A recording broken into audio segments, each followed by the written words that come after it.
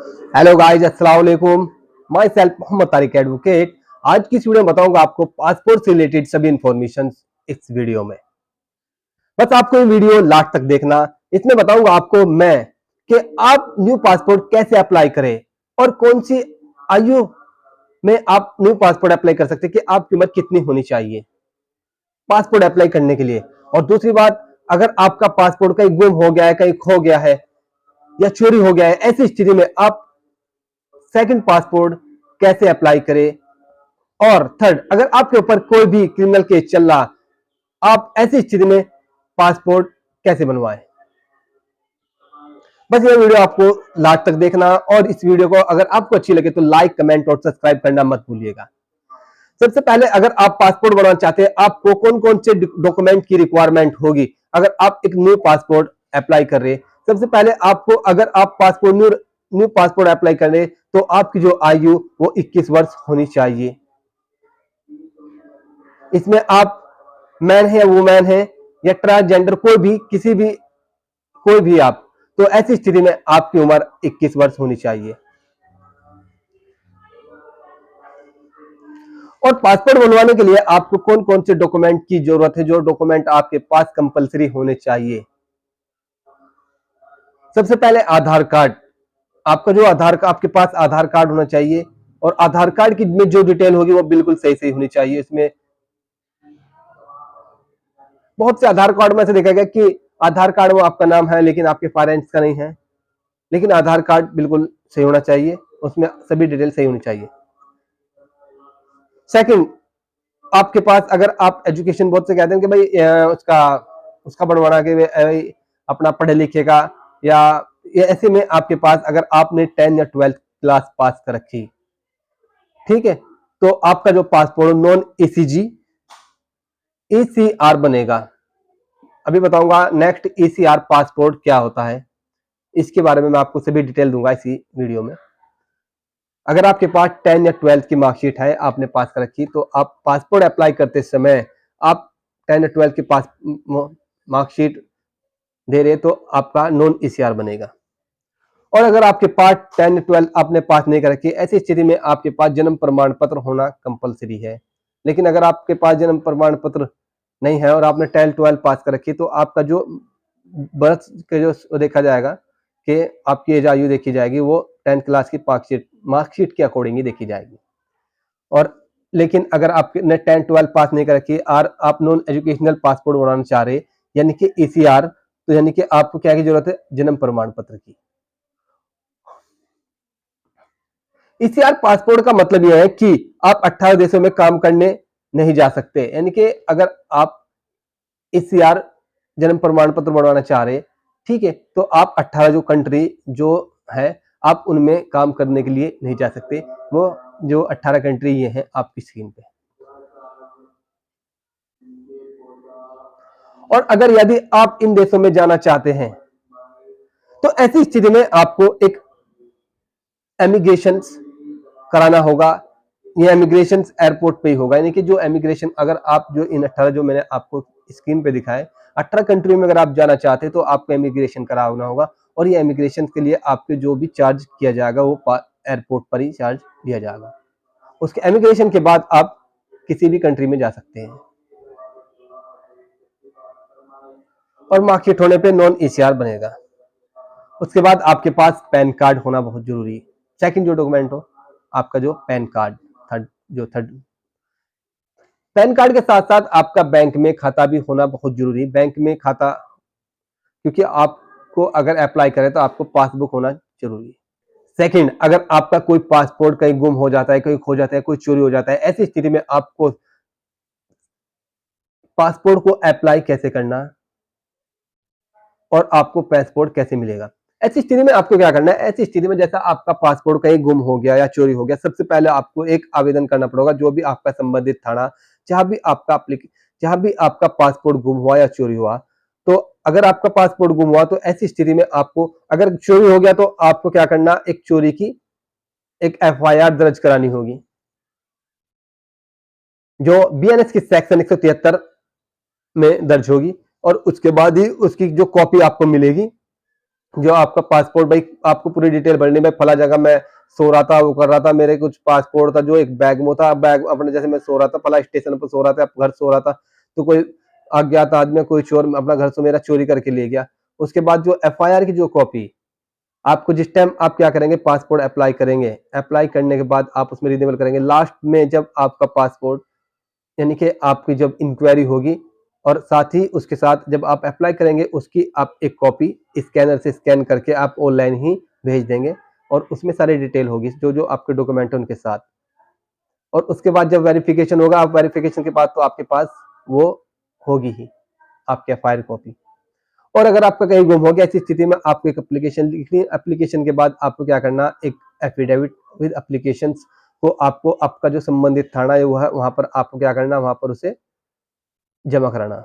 जमा कराने के बाद उसके बाद आपको एक कॉपी आपसे प्राप्त कर लेंगे पुलिस स्टेशन वाले या चौकी प्रभारी, और उसके बाद आपको इंडोर्स करके एक मोहर लगा के अपने थाने की आपको दे देंगे। उसके बाद जैसे ही आप अप्लाई करोगे सेकंड जो पासपोर्ट हो, उसके बाद आपको वह जो वो भी है पासपोर्ट ऑफिस में ले जाना। आपको सबसे पहले आप ऑनलाइन अप्लाई करोगे, उसकी कॉपी, जो आपकी गुमशुदगी कॉपी, और जो पुलिस यानी कि जो मोहर लगा के पुलिस वालों ने दी, वो कॉपी आपको अपने डॉक्यूमेंट के साथ फाइल करनी। कहाँ पर, पासपोर्ट ऑफिस में, पासपोर्ट अथॉरिटी में। उसके बाद आपका जो पासपोर्ट हो के बाद जब आपकी इंक्वायरी होगी, जब भी आपको दिखानी, आपका सेकंड पासपोर्ट बन जाएगा। लेकिन अगर आपके ऊपर कोई क्रिमिनल केस चल रहा है, ऐसी स्थिति में आप कैसे पासपोर्ट बनवाएंगे? ऐसी स्थिति में आपको क्या करना, जिस भी हाल ही में अगर जिस जिस भी कोर्ट में आपका मुकदमा चल रहा, भाई मुकदमे भी कई तरह के हो, एक तो हो संज्ञेय अपराध, बहुत बड़े अपराध, जैसे कि बहुत बड़े जो जो खतरनाक डेंजरस नेचर के हो, जैसे भाई लूट के हो गए, डकैती के हो गए, चोरी के हो गए, और मर्डर के हो गए, रेप के हो गए। और एक हो छोटे छोटे मुकदमे, जैसे भाई लड़ाई झगड़ा हो गया, नॉर्मल लड़ाई झगड़ा हो गया, या छोटा मोटा आपका मुकदमा चल रहा। तो ऐसी स्थिति में आप क्या करेंगे, जिस कोर्ट में आपका मुकदमा चल रहा, उसी कोर्ट में आप पासपोर्ट के लिए एक आवेदन कर सकते हैं, ठीक है। और कोर्ट इस पे क्या करेगी, कोर्ट इस पे देखेगी आपके एप्लीकेशन पे, उसके एप्लीकेशन के, अगर कोर्ट को लगता हो कि हाँ आप सही आदमी, यानी कि जैसे बहुत से मुस्लिम लोगों को हज करने के लिए जाए 1 महीने तक के, तो क्या करते हैं, कोर्ट में आवेदन करो कि मुझे कहाँ जाना, मुझे हज करने, हज यात्रा पे जाना, या कोई भी किसी भी काम के लिए चाह रहा, तो ऐसी स्थिति में कोर्ट क्या करती हो, उसके सबसे पहले उसका नेचर देखती हो कि इसका अपराध किस तरह का इसका अपराध हो जो इन्होंने कमिट कर रखा। और अपराध के देखने के बाद कोर्ट क्या करेगी, उससे 2 सोटी लेगी, और सोटी लेने के बाद क्या करेगी, जो 2 वो होगी उनसे बेल बॉन्ड भरवाएगी। बेल बॉन्ड भरवाने के बाद उनसे कहोगी कि अगर हाँ कल को मैं भागता हूँ या कुछ भी करता हूँ, तो खैर, तो उसमें जिम्मेदारी उसकी सोटी की होगी, जो उसमें जमानत दे रहे हैं, जो यानी कि गवाही दे रही है इस चीज की कि हाँ ये बिल्कुल ठीक आदमी, सही आदमी। तो ऐसी स्थिति में अगर कोर्ट को लगता है, कोर्ट आदेश करोगी, किसे, एक आदेश कर देगी, आदेश को उसे ले जा कहाँ देना, आपको पासपोर्ट अथॉरिटी में जाना, आप लोग अप्लाई करेंगे, अप्लाई करते टाइम आपको जाना, और फिर जो आपको जो भी डेट मिलेगी, उस डेट पर आपको वह पासपोर्ट,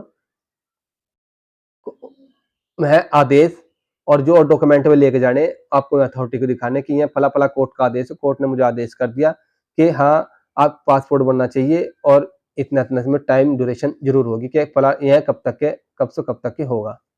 और उसके बाद अगर आपके ऊपर क्रिमिनल केस चल रहा, ऐसी स्थिति में आप अप्लाई करते हो पासपोर्ट, और पासपोर्ट अथॉरिटी उसको कैंसिल कर दे, उसको क्या क्या हो इसका, रिजेक्ट कर दे। क्यों कर दे, इसलिए रिजेक्ट कर दे, अगर आपके ऊपर कोई भी क्रिमिनल केस चल रहा, और क्रिमिनल केस चलने के बाद जैसे आप बेल आउट हो गए, बेल आउट की जो बेल बाउंड आप भरते हो, उसमें हल्फिया बयान हो गया, बंद पत्र हो गया, और